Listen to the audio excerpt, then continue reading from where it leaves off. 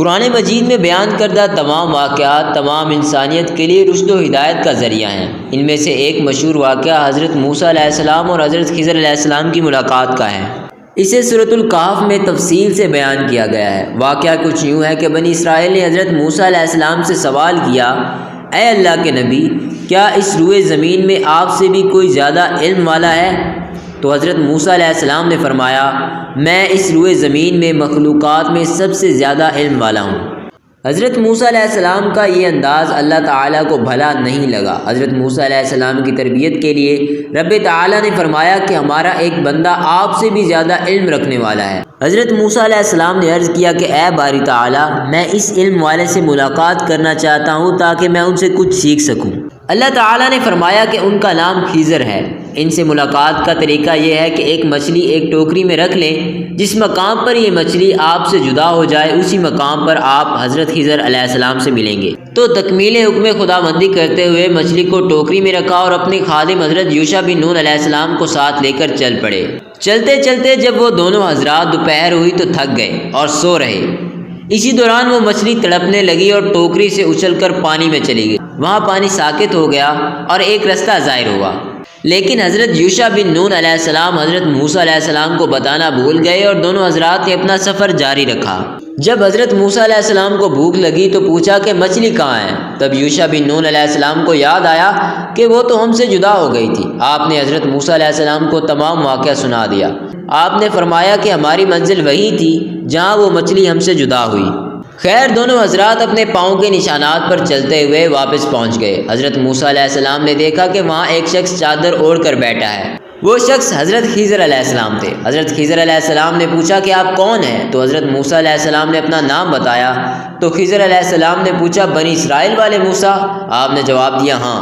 پھر موسیٰ علیہ السلام نے فرمایا کہ میں آپ سے وہ علم سیکھنا چاہتا ہوں جو اللہ نے آپ کو عطا کیا ہے۔ حضرت خضر علیہ السلام نے فرمایا کہ اے موسیٰ، یہ ممکن نہیں، کیونکہ آپ میرے ساتھ صبر نہ کر پائیں گے۔ حضرت موسیٰ علیہ السلام نے اصرار کیا اور فرمایا کہ انشاءاللہ آپ مجھے صبر کرنے والوں میں سے پائیں گے۔ اس پر حضرت خضر علیہ السلام نے فرمایا کہ میں آپ کو اپنے ساتھ رکھوں گا، مگر ایک شرط ہے، میں جو بھی کام کروں آپ نے اس سے متعلق مجھ سے سوال نہیں کرنا حتیٰ کہ میں آپ کو بتا نہ دوں۔ لہذا جناب موسیٰ علیہ السلام نے یہ شرط قبول فرما لی اور دونوں بزرگ ساحل کے رستے پر چل پڑے۔ وہاں پر چلتے چلتے کنارے پر ایک ملاح کو جا ملے جو لوگوں کو دریا پار کروا رہا تھا۔ اس شخص نے حضرت خضر علیہ السلام کو پہچان لیا کہ یہ اللہ کے ایک نیک بندے ہیں، لہٰذا اس نے حضرت خضر علیہ السلام سے کوئی بھی پیسے نہ لیے اور کشتی پر سوار کر لیا۔ جب کشتی درمیان میں پہنچی تو حضرت خضر علیہ السلام نے کشتی کا ایک تختہ توڑ دیا جس سے کشتی میں سوراخ ہو گیا۔ اس پر حضرت موسیٰ علیہ السلام صبر نہ کر سکے اور فرمایا کہ اس ملاح نے آپ سے اتنا اچھا سلوک کیا اور آپ نے اس کا نقصان کر دیا، آپ نے بہت ہی برا عمل کیا۔ حضرت خضر علیہ السلام نے فرمایا کہ میں نے پہلے ہی کہا تھا کہ آپ میرے ساتھ صبر نہ کر پائیں گے۔ حضرت موسیٰ علیہ السلام نے کہا کہ میں بھول گیا تھا، لہٰذا میری گرفت نہ کریں۔ اس کے بعد دونوں حضرات نے اپنا سفر جاری رکھا۔ رستے میں ایک کم عمر نہایت خوبصورت بچہ کھیل رہا تھا۔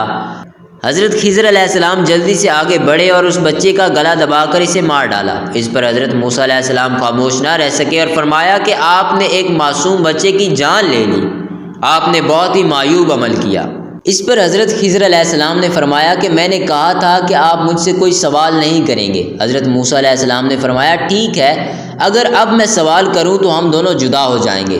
دونوں اس بات پر متفق ہو گئے۔ مزید سفر جاری رکھا تو ایک بستی میں پہنچ گئے۔ کافی دیر کی پیدل مسافت سے دونوں تھک گئے، بھوک لگی تھی۔ ان بستی والوں سے مہمان نوازی کا کہا مگر انہوں نے انکار کر دیا۔ پھر حضرت خضر علیہ السلام نے ایک گھر کی طرف دیکھا جس کی دیوار گرنے والی تھی۔ حضرت خضر علیہ السلام جلدی سے آگے بڑھے اور اس میں اعظم پڑھ کر اس دیوار کو سیدھا کر دیا۔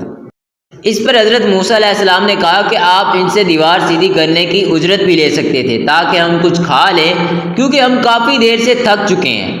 اس پر حضرت خضر علیہ السلام نے فرمایا کہ بس اب ہماری جدائی کا وقت آن پہنچا، اب میں آپ کو ان تمام سوالوں کا جواب دوں گا جو آپ نے مجھ سے پوچھے تھے۔ جناب خضر علیہ السلام نے فرمایا کہ وہ کشتی جس کا میں نے تختہ توڑا تھا اس کی وجہ یہ تھی کہ کنارے پر ایک غاصب بادشاہ کھڑا تھا جو ساری کشتیوں کو بغیر کسی حق کے اپنی تحویل میں لے رہا تھا۔ میں نے تختہ توڑ دیا تاکہ اس میں عیب پیدا ہو جائے اور اس غریب ملاح کی کشتی محفوظ رہے اور وہ نقصان سے بچا رہے۔ عیب دار کشتی دیکھ کر بادشاہ اس کو چھوڑ دے گا۔ پھر حضرت خضر علیہ السلام نے بتایا کہ وہ بچہ جس کو میں نے قتل کیا تھا اس کے والدین بہت زیادہ نیک تھے، مگر اندیشہ تھا کہ یہ بچہ ان کے کفر کا باعث بنے گا، لہٰذا میں نے اس بچے کو قتل کر دیا تاکہ اس کے والدین کے ایمان کی حفاظت ہو۔ اور جو گرتی ہوئی دیوار میں نے سنبھالی تھی دراصل وہ یتیم بچوں کی تھی جن کے والدین بہت زیادہ نیک تھے۔ اس دیوار کے نیچے خزانہ تھا، اگر یہ دیوار گر جاتی تو ان یتیم بچوں کا مال محفوظ نہ رہتا، لہٰذا میں نے دیوار سیدھی کر کے مال کو محفوظ کر دیا۔